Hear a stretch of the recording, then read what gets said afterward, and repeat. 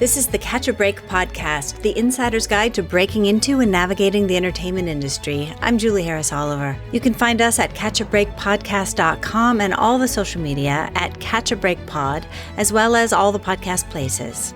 The presenting sponsor of Season 4 of Catch a Break is Santa Clarita Studios, a full-service independent studio featuring 35 sound stages, an amazing new backlot featuring New York and LA downtown street with interiors and an alley, fully furnished production office space, and suite-style executive offices along with post-production space. Dedicated to providing an attentive and personally tailored experience for all their clients, Santa Clarita Studios offers rentals and services to meet any need and budget. Find them at santaclaritastudios.com.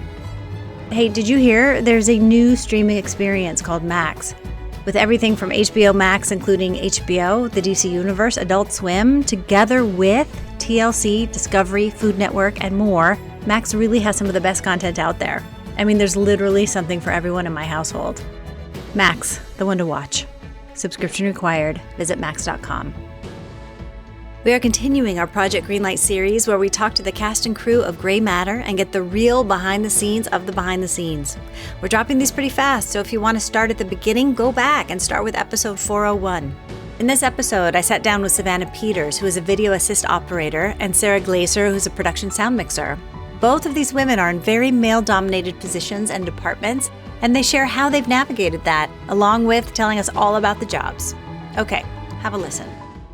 Welcome to Catch a Break. I'm here with Sara Glaser and Savanna Peters.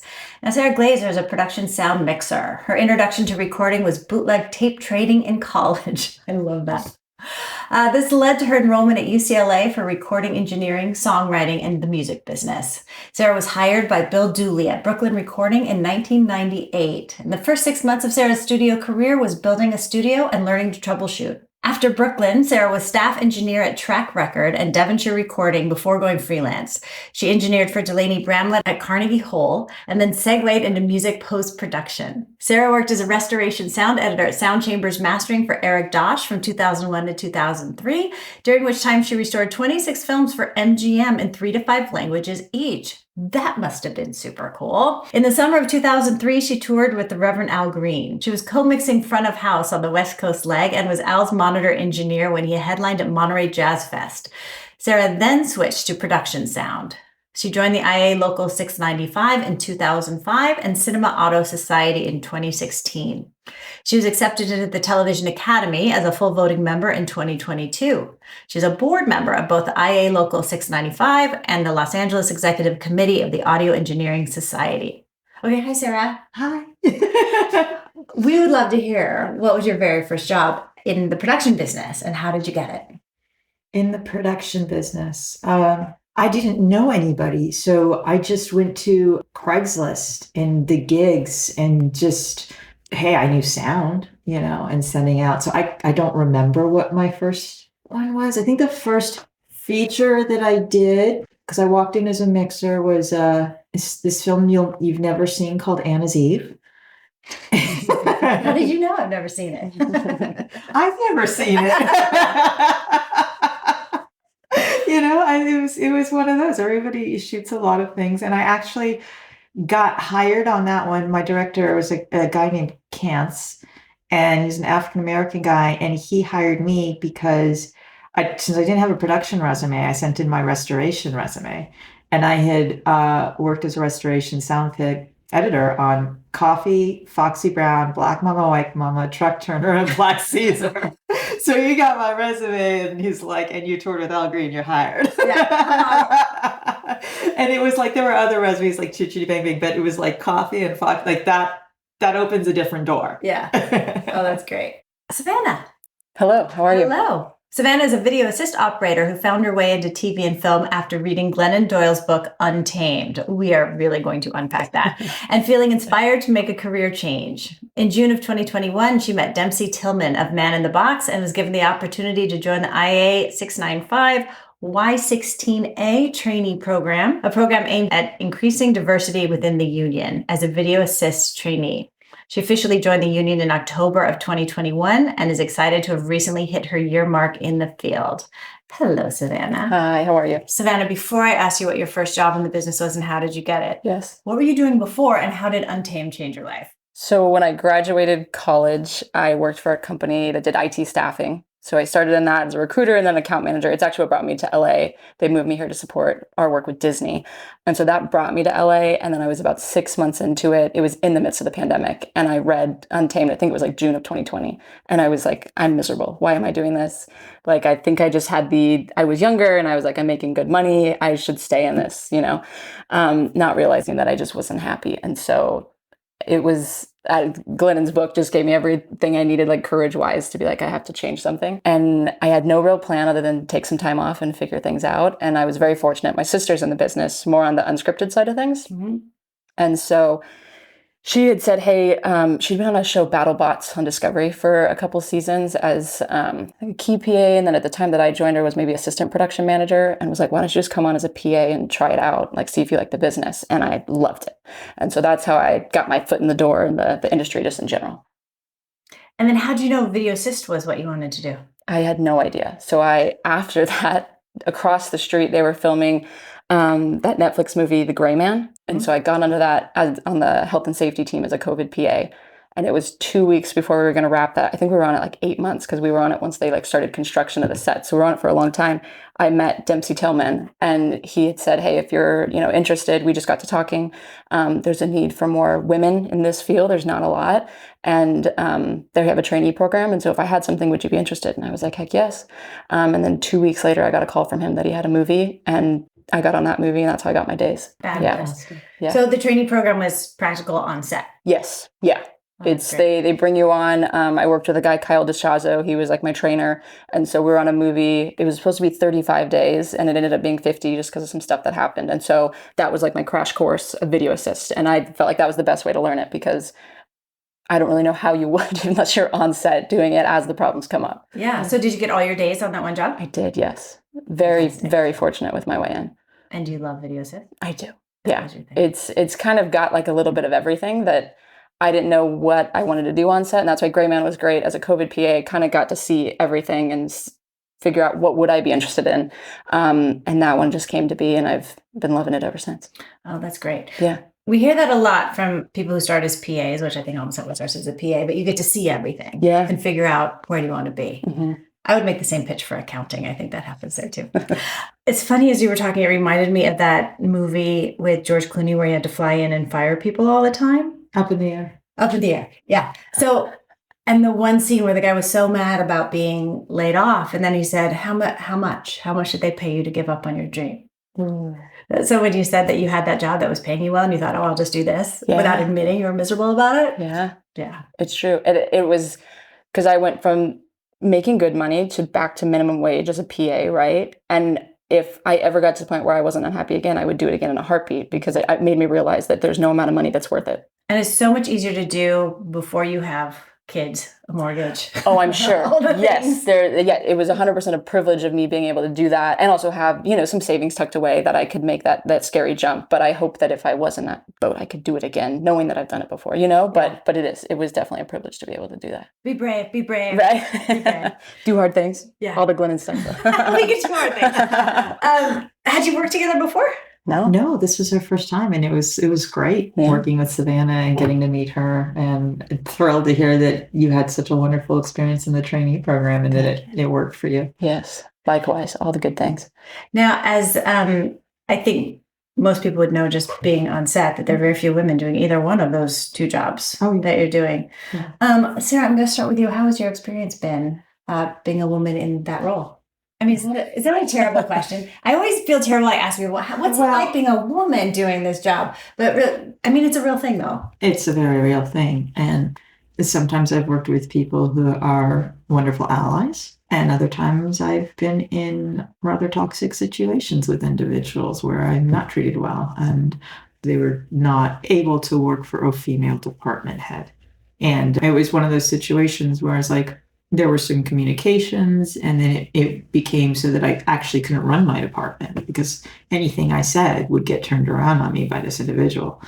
And I was like, well, thank God I had producers, because I was able to go to them and be like, but I had all that stress and past trauma you carry about, oh my God, do I speak up for myself and bring this to my producers? Because you just never know after so many years in the industry whether they're going to take your side and help you. I mean, is it you? Did they really mean that? No. Or there's gaslighting that happens, or like maybe you're reading this wrong and you're like, and it can bite you in the rear, as they say. I don't know if you've got censor in here and what we can say. I don't know, but sometimes that, standing up for yourself and bringing up things that need to be addressed can literally bite you in the ass, kind of thing. Yeah.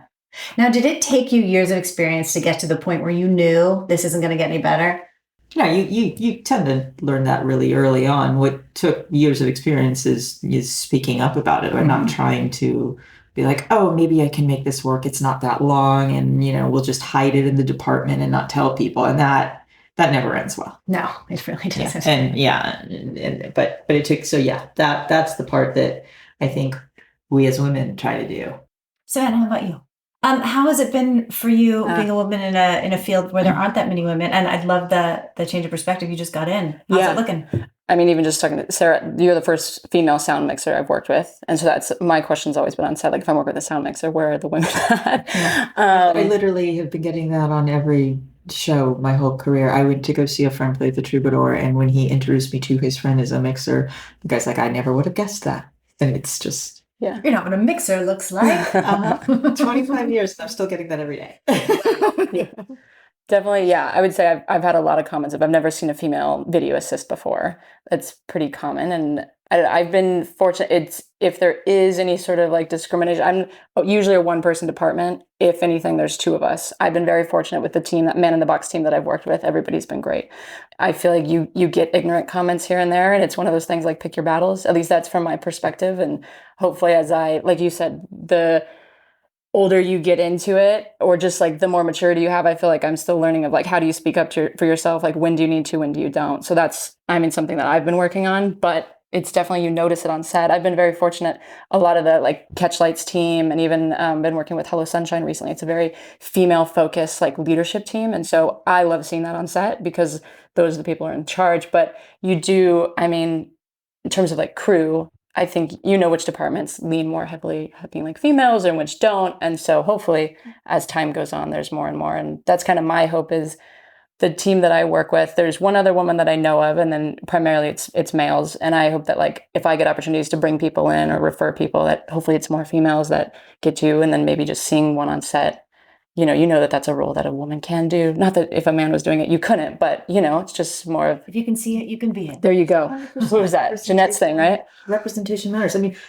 Savannah is the first female video assist engineer I've worked with as well. So, it's good to, we're both very underrepresented in our categories or in our roles on set. So and it's so silly. There's nothing gendered about the job. It's not. And so sometimes I do wonder, it's like, why are there not more? Is it because women don't see women doing it? And so therefore but that's such a weird thing, because I don't know what it is. Well, patriarchy. Yeah. No, there's a whole separate topic. There's a lot of history in our union on sexism and racism. Yeah, there's. And this is traditionally, a white male union. Mm-hmm. Like, the numbers for diversity on either ethnicity or gender for women in our local are things that we are working on. Okay, well, let's take the optimistic tone for a moment. Yes. Are we seeing a little bit of progress? Yes, we are. Yes. Yes. No, and that's the thing, is like everybody, I mentioned in my bio, I'm on the board, so I cannot divulge anything. Obviously, there's also, but what I can say is the current board that we have is full of wonderful people who all want to see change and who are very committed to that. Wonderful. So we have that.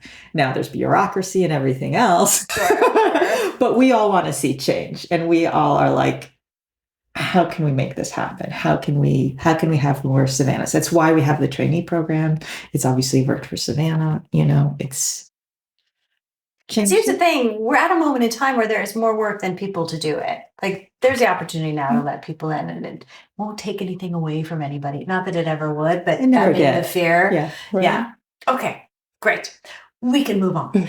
Getting the call to do Project Greenlight, knowing that you were going to then be in reality show, doing your job, making the movie.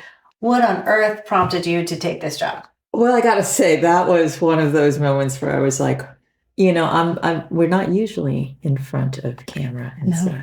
Prefer it that way. Yeah. And there are moments on set behind below the line, as they say, or behind the scenes. We're, just a film set is kind of a crazy place. And sometimes things happen. We're losing the light. It starts raining. We're in the thing. We're going to lose our kid actor, all sorts of crazy things. And people are yelling. And, we might just be like working in a high pressure environment. It's not necessarily toxic all the time, but there's like, oh, get this, we rush. But it may not be everyone being But it their may best not, selves. yes. And you're always like, well, I don't know that I want that documented. But then the flip side of that is, as we discussed with sexism and stuff, it's very easy to get gaslit in this industry. All somebody has to say is, oh, that person was difficult, whether it's true or not. Mm-hmm. So in some respect, it's also like, well, maybe, if you get on this and you are aware, then people can actually see what you really like. So there's pros and cons, but certainly being on camera was, and knowing that there's always cameras around, it's like, it was a new experience. Did you worry about what you look like every day more than you would have? We tend to, Savanna and I hide at our cars. We really do. Like, we're not the most visible people on set. So you're like, look along. I'm like, my boom operators out there, go film. Exactly. We'll go sit and curl up. We'll have our little coffee or tea or something and sit there with our machines and our headphones. And like, we're very boring on camera. It kind of works for us. Like, let us be as boring as possible. Yeah, we just sit in our carts and stare at our screens. It's like, it's not good TV. Yeah. What was it like for you?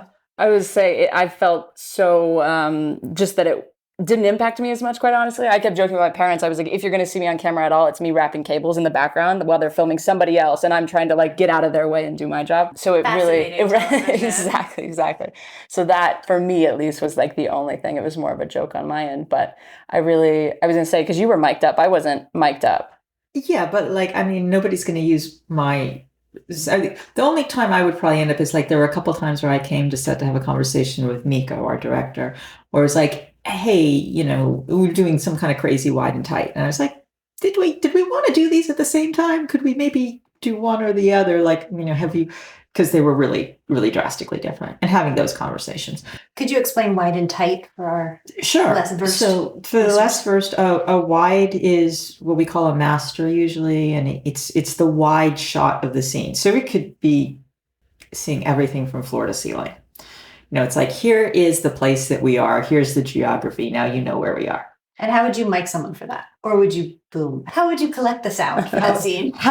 Yes. Well, generally speaking on set, we wire everybody because we always have different cameras. We always have more than one camera, and we never know what they're going to shoot. And so at any given time, depending upon the sizes of the frames that we're shooting, you have to adjust which microphones you can, a wide and tight is when you shoot, as I said, a wide, and the other is a tight, meaning it could be what we call talking head, just super close up. Super close-ups are great. We can get the boom right above your head. You sound great. But when you shoot that at the same time as the wide, the boom and the boom operator might be in the wide. Right. So you have to always protect the widest frame. So that's where you're like, between my two boom operators, I'm like, okay, well, so when they come in the door out of the hallway, we see everything. That line will be on the wire. And as they enter, the frame is sort of on an angle, and you can get the boom in there and bring her in. And then as they walk around the table, I've got my other boom op in the foreground, and they'll pick it up. And so you work out who's going to get what lines. It's a whole different set of choreography. Whole different, yeah. And then there's other stuff like, there might be a camera move, there might be a lighting effect, all these things that you take into account. So I have everybody wired. I have all these booms out there. I might have plant mics.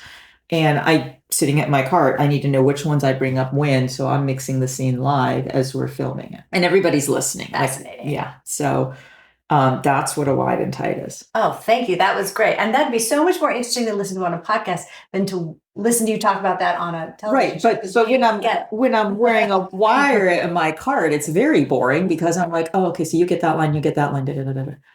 Okay, so can we do something about those footsteps? It's very boring.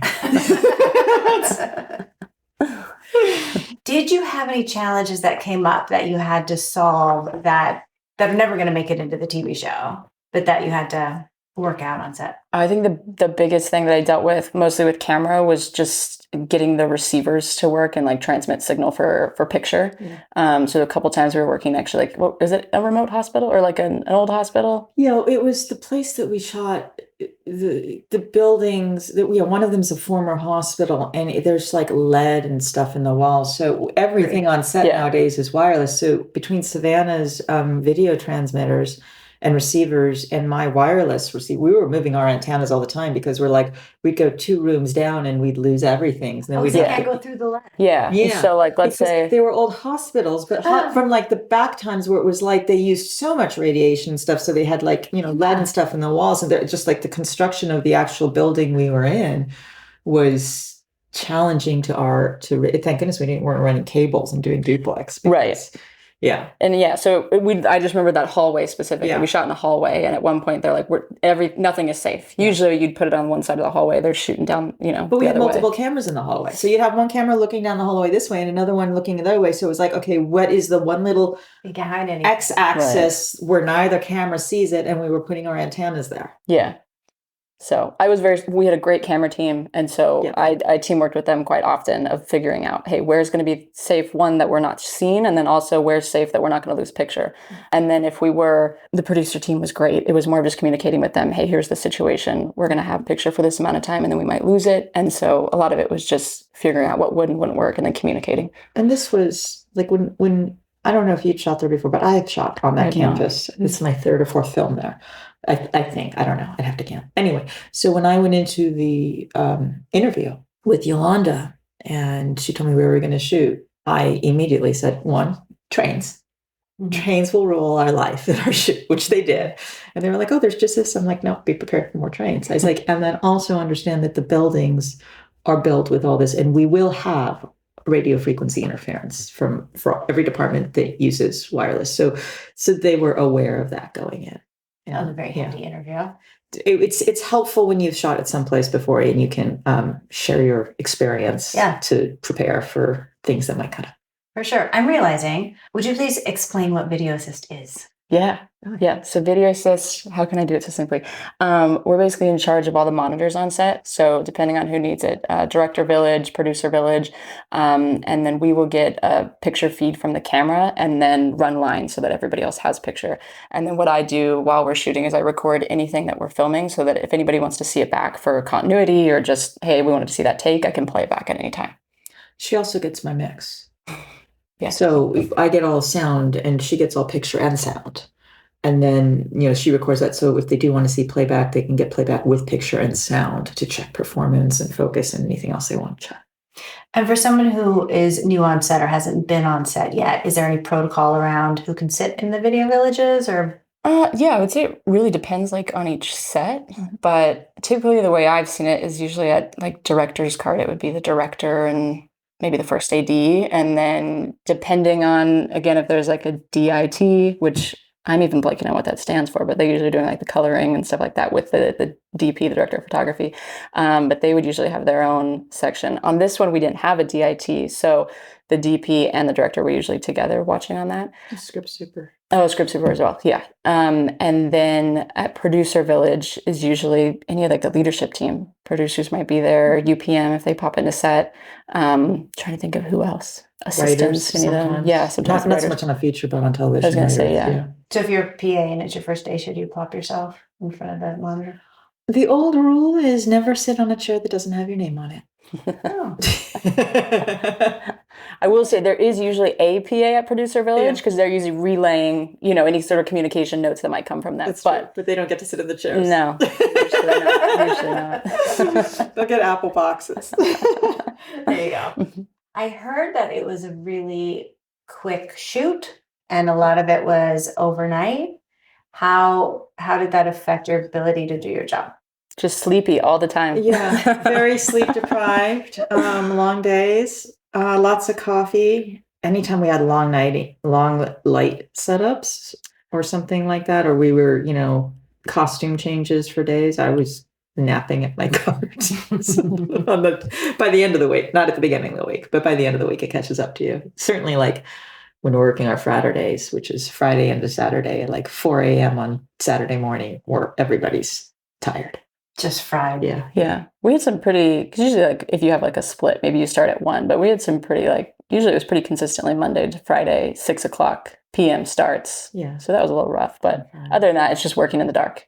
So running cables, making sure you're not stepping in potholes, stuff like that. I gotta imagine people have to be super careful when everybody's tired and it's dark and you could make mistakes.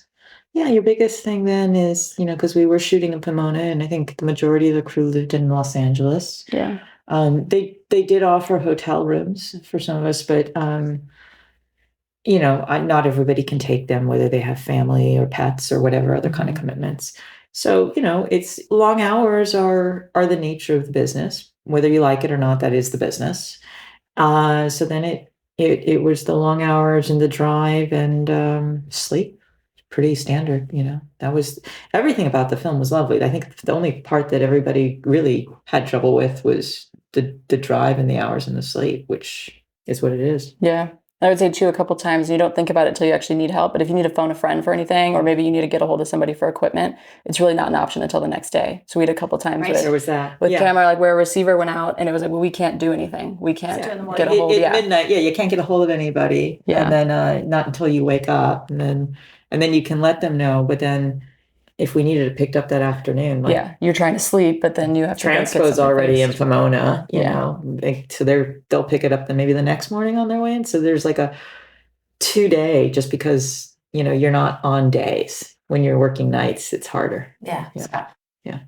How do you, knowing that as freelance and as job to job, how do you stay networked, get networked, set yourself up so that you keep working? That's a good question. I think I'd really like to know. Yes, please. Give me that answer. I think you're always networking. You're always meeting people and making friends and doing the best job you can on set. And, people like your work. They like you. Let people know when you're available. Tell people to share your name. I don't have a magic answer on that. That's all I got.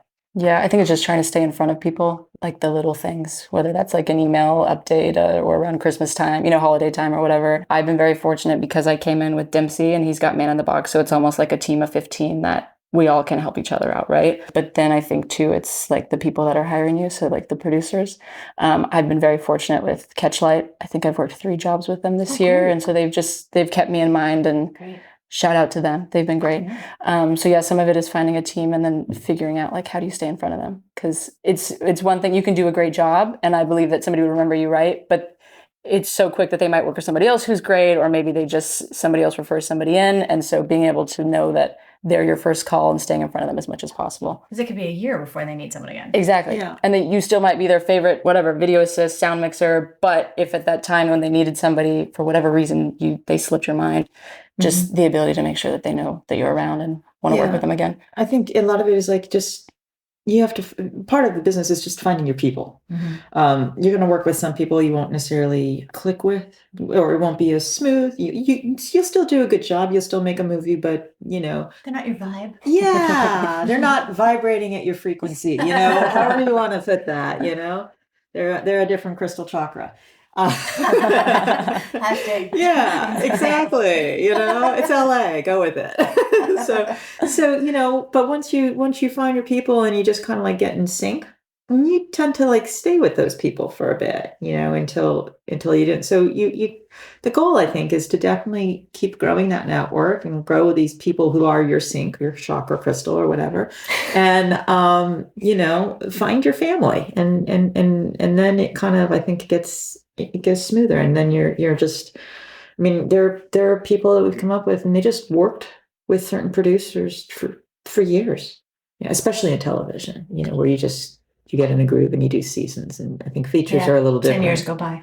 Yeah. But I think if you got like 5 or 6 directors in features, at least, that's a lot. And then if they're all doing, if they're all got stuff in development and they're all doing, every other one of them is doing a different, like a feature or two a year, like you could do 2 features and 2 features and 2 features in 3 years with 6 directors and figure however many years of development, 1 year for shooting, 1 year for post. You've been on rotation.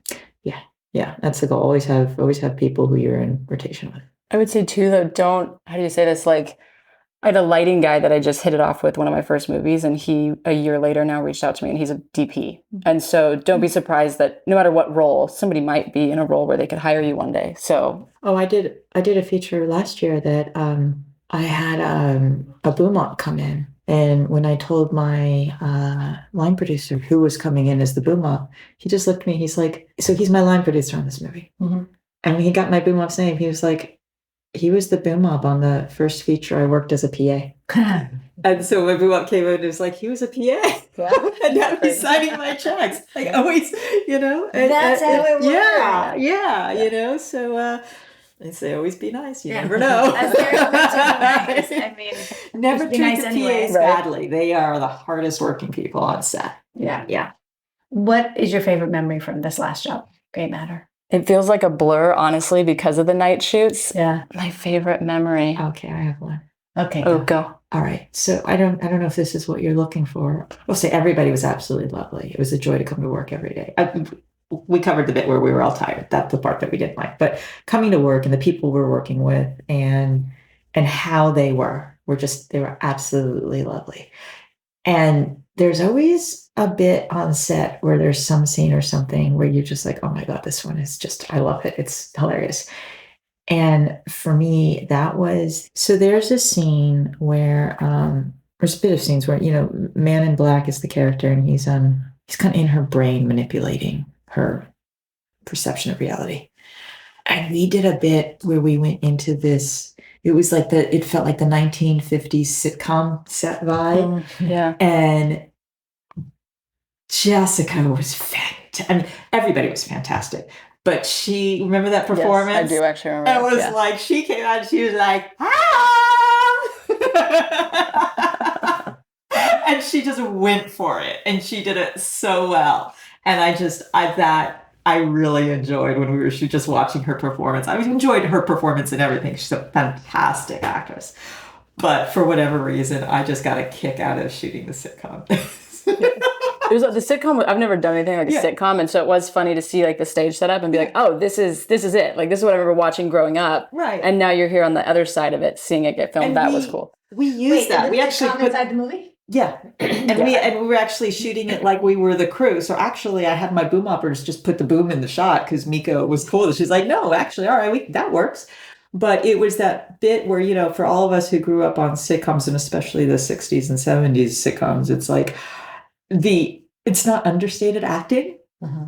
And we were doing that in a lot of the films. So when we got to the sitcom set, it was such a contrast and so fun. And so, she did, I had so much fun watching that. Like there were so many great performances, but for whatever reason, that one just always makes me. That's so funny. It's not understated acting. No, I was almost like, where's it? You're chewing the scenery. Can I say that nicely? Because it's just like, that was one of those moments where they were calling for the point was the big performance. Yeah. That's like, hi.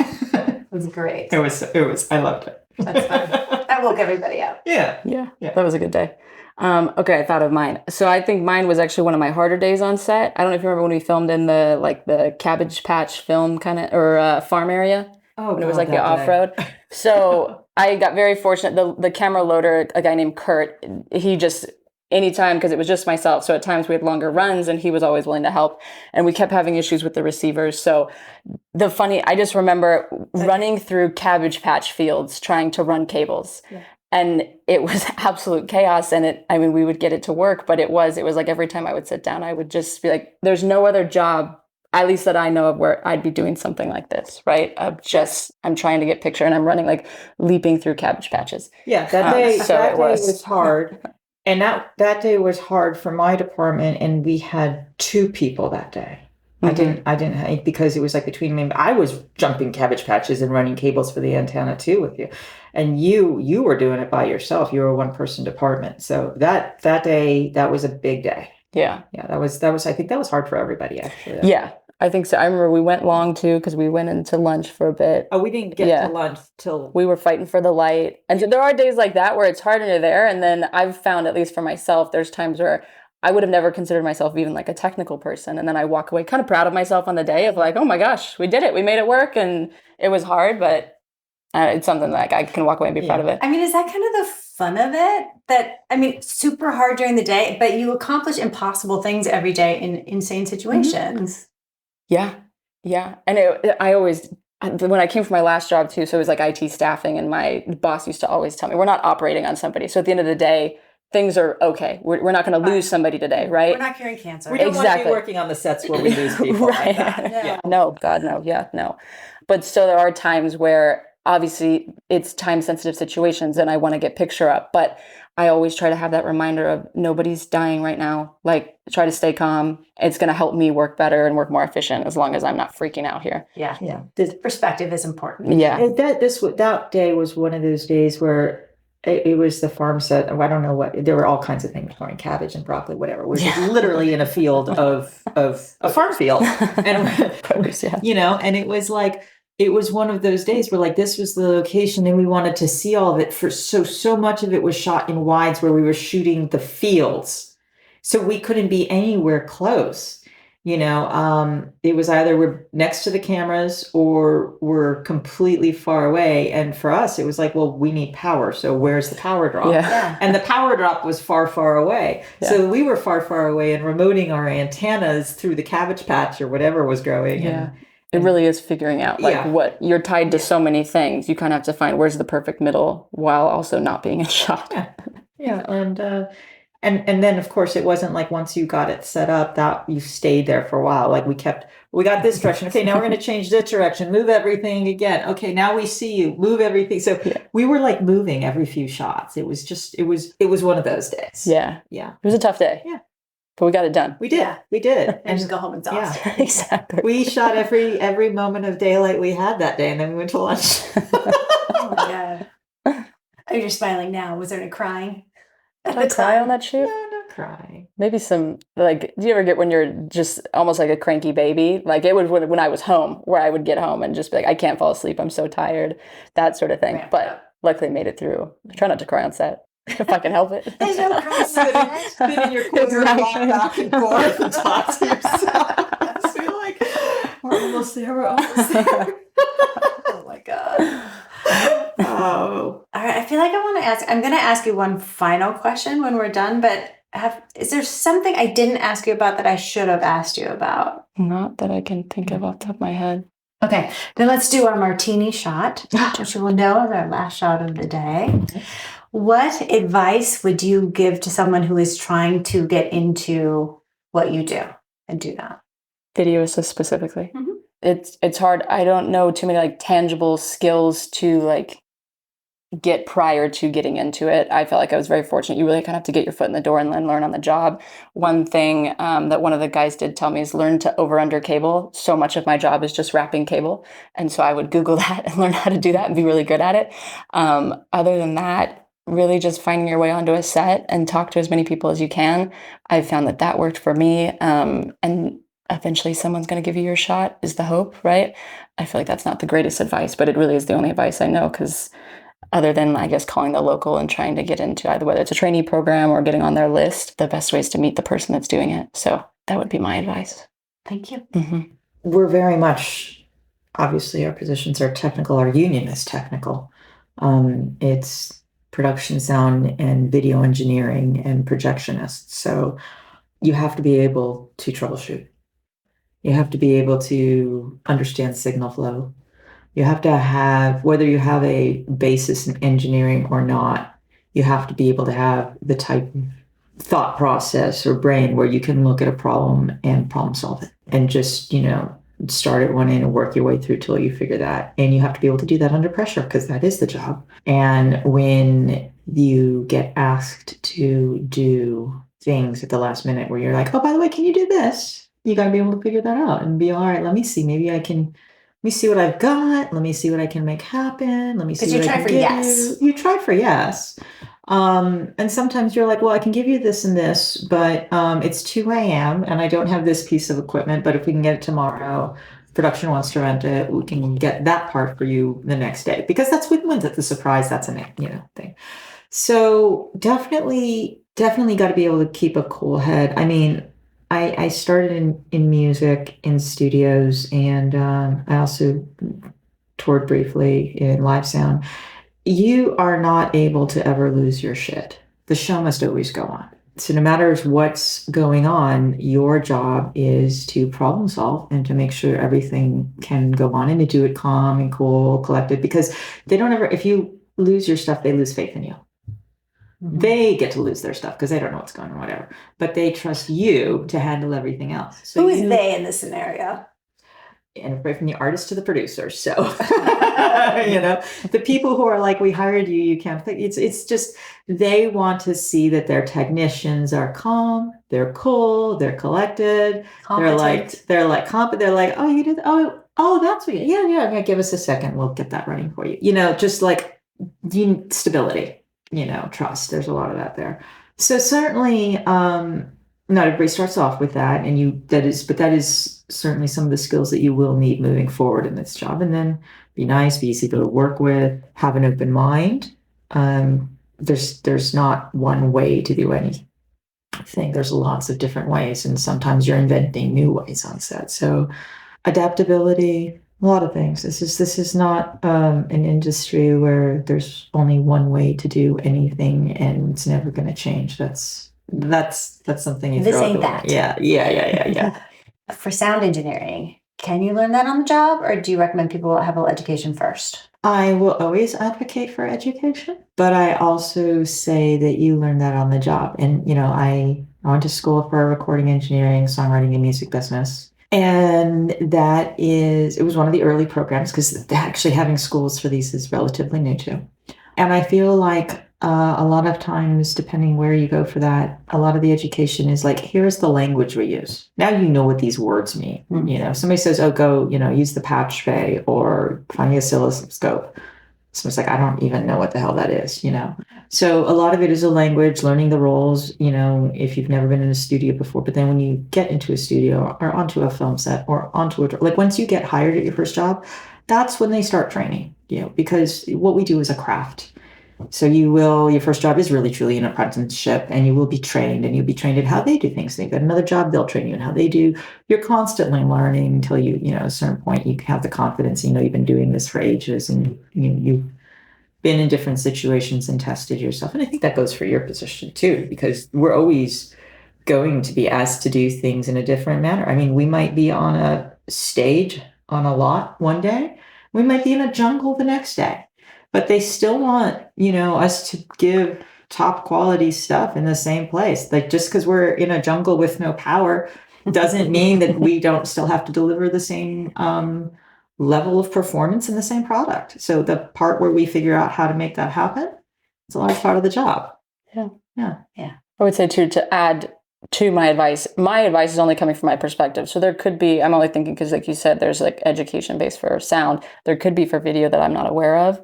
And so my idea of it being like, you have to be on the job was just based on my perspective. So there could be more schooling that I just don't even know about. And well, the thing is we're in a technical field. So it's our equipment, how we approach things, it changes all the time. We went from film to video, we went from tape to hard disk. And anytime you're working with a director who wants to shoot in a new way or develop some new motion capture thing, we're doing new technology. So you're never out of school. You're always learning. So, you just get on set with what you know and learn as you go, Because if you ever think that you're done learning, you should retire. You're done. Yeah, because the industry will move on without you. Because I would bet even if you learn video assist, say, in film school or something, you're still going to learn a ton of things once you get on set. 100%. I feel like anytime I work with somebody new, it's the end goal and like what we're doing is usually the same. It's just there's different paths to get there. And so that's the fun thing, at least for me. I enjoy working with another one, like another video assist. It's not as common, but I like it because then I keep learning new ways to do different things. It's great. What are you both looking forward to the most I think in this industry, working on more complicated shoots. So some of our team works with like Marvel, where there's more VFX involved, and that's where our job gets a lot more complicated because you're working with different plates, green screens. So that's a world I haven't dove into yet, and I'm hoping that as I get better and get more skills under my belt, that I get more opportunities like that. I think those will be a lot more. Every shoot's different in terms of how much playback they ask for, how much they don't, and so sometimes it's very engaging, sometimes less so. And so to be on a shoot like that where we are pretty heavily involved would be an exciting world for me, and I hope to get there someday. I think it's just, I love what I do, and I love the part where it's different every day. So working more on, I think we all always want to work on good projects, and you always want to work.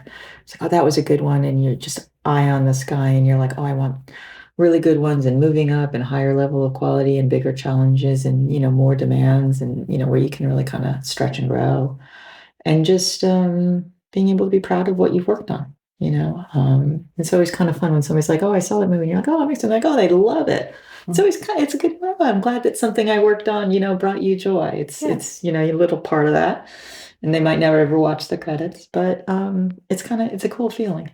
It's great. Thank you both so much. Thank you. Savanna Peters, Sara Glaser. Thank you. Thank you for being here. Thanks for having us. Thank you for having us. This has been Catch a Break, Project Greenlight Edition. I'm Julie Harris Oliver. I'd like to thank our guests, Savanna Peters and Sara Glaser. And special thanks to Groovy.com, a dynamic platform that connects people to productions worldwide. Please check out our website at catchabreakpodcast.com and follow us on all the social media. Catch a Break is produced in partnership with Catchlight Studios and the Other 50%. Our theme music, Mantra for a Struggling Artist, was composed by Andrew Jocelyn. Thanks for listening, and be sure to go watch Project Greenlight and then come check us out for the behind the scenes of the behind the scenes. Next up, we start dipping into post-production with Erica Jaffrudi, the post supervisor, and Byron Wong, the editor. In the meantime, I hope this helps you to catch a break.